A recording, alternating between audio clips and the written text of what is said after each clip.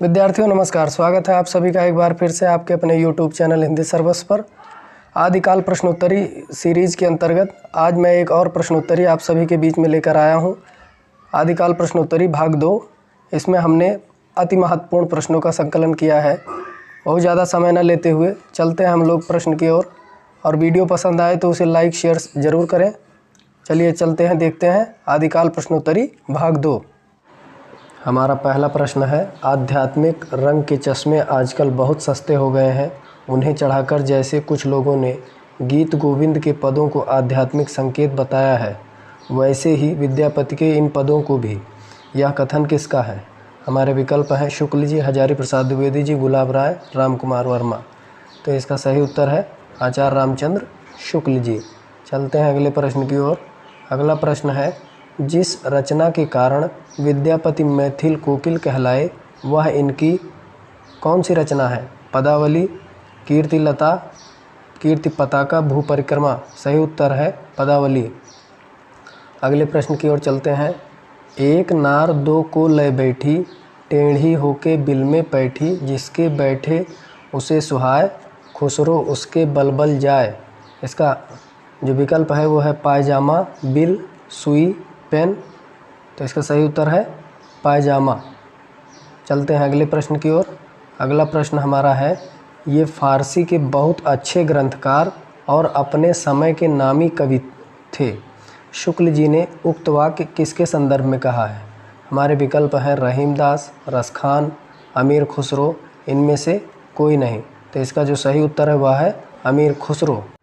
अगला हमारा प्रश्न है, मोटे हिसाब से वीर गाथा काल हम्मीर के समय तक ही समझना चाहिए। आदिकाल के किस प्रकरण में यह कथन शुक्ल जी ने कहा है? पहले, दूसरे, तीसरे और चौथे। तो इसका जो सही उत्तर है वह है प्रकरण संख्या 4। आइए देखते हैं अगला प्रश्न कौन सा है। अगला प्रश्न है, विद्यापति के पद अधिकतर श्रृंगार के ही हैं, जिनमें नायिका और नायक राधा कृष्ण हैं। यह कथन किस विद्वान का है? शुक्ल जी, हजारी प्रसाद द्विवेदी जी, राम स्वरूप चतुर्वेदी, राम कुमार वर्मा। इसका सही उत्तर है आचार्य रामचंद्र शुक्ल। अब चलते हैं अगले प्रश्न की ओर। अगला प्रश्न हमारा है, जिस प्रकार हिंदी साहित्य बीसल देव रासों पर अपना अधिकार रखता है, उसी प्रकार विद्यापति की पदावली पर भी। यह कथन किसका है? आचार्य रामचंद्र शुक्ल, हजारी प्रसाद द्विवेदी, राम स्वरूप चतुर्वेदी, रामविलास शर्मा। जो इसका सही उत्तर है वह है आचार्य रामचंद्र शुक्ल। आइए अब देखते हैं अगले प्रश्न। अगला प्रश्न हमारा है, सरस वसंत समय भल पावल, दक्षिण पवन बह धीरे, सपनह रूप वचन एक भासिए, मुख से दूर कर चीरे। उक्त पंक्तियाँ विद्यापति की हैं और विद्यापति ने इसे किस राजा के आश्रय में लिखी हैं? शिव सिंह, कीर्ति सिंह, पृथ्वी सिंह। इनमें से कोई नहीं। तो जो हमारा सही उत्तर है वह है शिव सिंह। अगला प्रश्न है, प्राकृत पेंगलम में इनमें से किसकी रचना संकलित नहीं है? विद्याधर, लक्ष्मीधर, शारंगधर और जज्जल। प्राकृत पेंगलम में 3 कवियों की रचनाएं संकलित हैं, जिसमें विद्याधर, शारंगधर और जज्जल। अतः हमारा विकल्प सही है लक्ष्मीधर। आइए चलते हैं अगले प्रश्न की ओर। अगला प्रश्न हमारा है, निम्नलिखित में से कौन सी उक्ति निबंधकार रामचंद्र शुक्ल की नहीं है? हृदय प्रसारक का स्मारक स्तंभ काव्य है। काव्य एक अखंड तत्व या शक्ति है जिसकी गति अमर है। श्रद्धा और प्रेम के योग का नाम भक्ति है, और धर्म रसात्मक अनुभूति का नाम भक्ति है।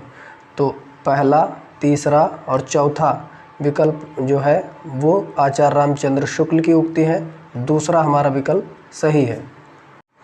अगला हमारा प्रश्न है, जय शक्कर सै खंड थिय, तो इस मीठी भूरी। इस पंक्ति के पंक्तिकार कौन है? विकल्प हमारे हैं मुंज, विद्यापति, सारंगधर। इनमें से कोई नहीं। तो ये पंक्ति जो है राजा मुंज की है। अगला हमारा प्रश्न है, पौमचर्यु के प्रथम कांड का नाम है?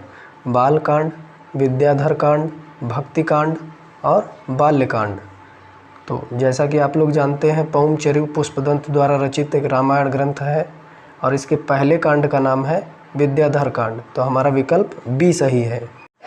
आइए चलते हैं अगले प्रश्न की ओर। अगला हमारा प्रश्न है, हजारी प्रसाद द्विवेदी ने विद्यापति का जन्म वर्ष कब माना है? तो हमारे विकल्प हैं 1367, 1353, 1368, 1357। इसका सही उत्तर है 1368, विकल्प संख्या 3। अगला हमारा प्रश्न है, पृथ्वीराज रासो का अंग्रेजी अनुवाद करने वालों में कौन से एक नहीं है? जिसके विकल्प हैं colonel Tod, Beames, Vincent Smith और हार्नेली। तो कर्नल टॉड, बीम्स और हार्नेली ने पृथ्वीराज रासो का अंग्रेजी अनुवाद किया है। तो हमारा उत्तर सही है, विकल्प संख्या सी। आइए देखते हैं अगले प्रश्न को। अगला हमारा प्रश्न है, संदेश रासक बहुत महत्वपूर्ण विरह काव्य है जो एक तरफ ढोला मारूरा दोहा की मारवाड़ी की याद दिलाता है और दूसरी तरफ पद्मावत की नागमती की। किस प्रसिद्ध विद्वान का कथन है? तो ये इसके विकल्प हैं रामचंद्र शुक्ल, हजारी प्रसाद द्विवेदी, डॉक्टर बच्चन सिंह, रामस्वरूप चतुर्वेदी। तो इसका जो सही उत्तर है वह हमारा है हजारी प्रसाद द्विवेदी। अगला हमारा प्रश्न है, विद्यापति की रचनाएं किस भाषा में नहीं मिलती हैं?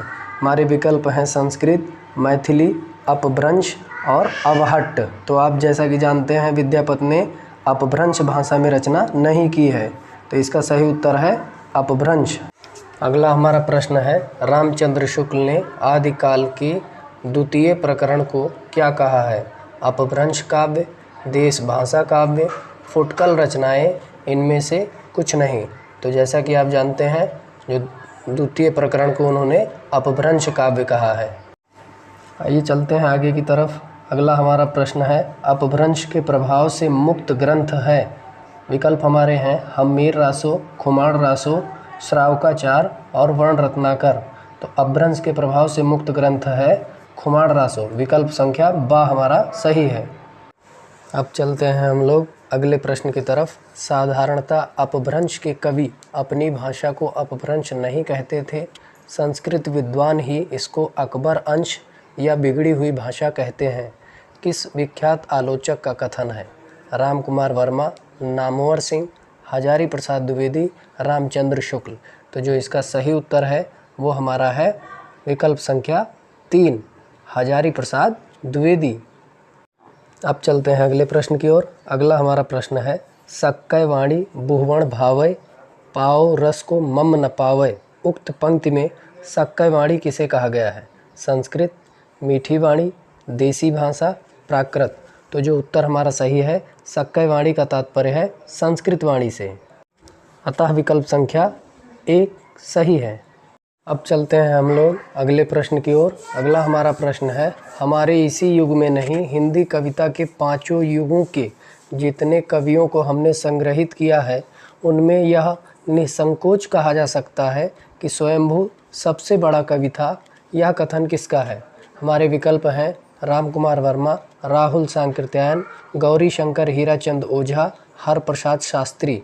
तो जो इसका सही उत्तर है वह है विकल्प संख्या 2, राहुल सांकृत्यायन। अब चलते हैं हम लोग अगले प्रश्न की ओर। अगला प्रश्न हमारा है, पिय चित्तौड़ न आवयो सावन पहली तीज किस ग्रंथ की पंक्ति है? खुमाण रासो, परमाल रासो, पृथ्वीराज रासो, श्रावकाचार। तो जो हमारा उत्तर सही है वह है विकल्प संख्या 1, खुमाण रासो। अब चलते हैं अगले प्रश्न की ओर। अगला प्रश्न हमारा है, यह काल भारतीय विचारों के मंथन का काल है और इसलिए अत्यंत महत्वपूर्ण है। यह कथन निम्न में से किस विद्वान का है? हजारी प्रसाद द्विवेदी, रामचंद्र शुक्ल, रामविलास शर्मा, इनमें से कोई नहीं। तो इसका जो सही उत्तर है वो हमारा विकल्प संख्या 1, हजारी प्रसाद द्विवेदी। अगला हमारा प्रश्न है, हेमचंद के व्याकरण का सबसे अच्छा सुसंपादित संस्करण निम्न में से किसने प्रकाशित कराया? हमारे विकल्प हैं पिशेल, चंद्रमोहन घोष, नाथूराम प्रेमी, हरप्रसाद शास्त्री। इसका सही उत्तर है पिशेल महोदय, जो कि विकल्प संख्या 1। चलते हैं हम लोग अगले प्रश्न की ओर, जो कि अंतिम प्रश्न है। प्रारंभिक काल 1241 से 1375 विक्रम संवत, मध्यकाल में पूर्व मध्यकाल 1375 से 1700 विक्रम संवत, उत्तर मध्यकाल में 1700 से 1900 विक्रम संवत, आधुनिक काल में 1900 से अब तक। यह काल विभाजन किस इतिहासकार का है? इसके विकल्प हैं मिश्र बंधु, गणपति चंद्रगुप्त, राम कुमार वर्मा। चौथा विकल्प है रामचंद्र शुक्ल। तो इसका जो सही उत्तर है वो हमारा है विकल्प संख्या 2, गणपति चंद्र गुप्त। इसी के साथ आज की हमारी प्रश्नोत्तरी यहीं पर समाप्त होती है। कैसा लगा वीडियो आप सभी लोगों को कमेंट करके ज़रूर बताएं। चैनल को लाइक शेयर सब्सक्राइब करें। बहुत बहुत धन्यवाद।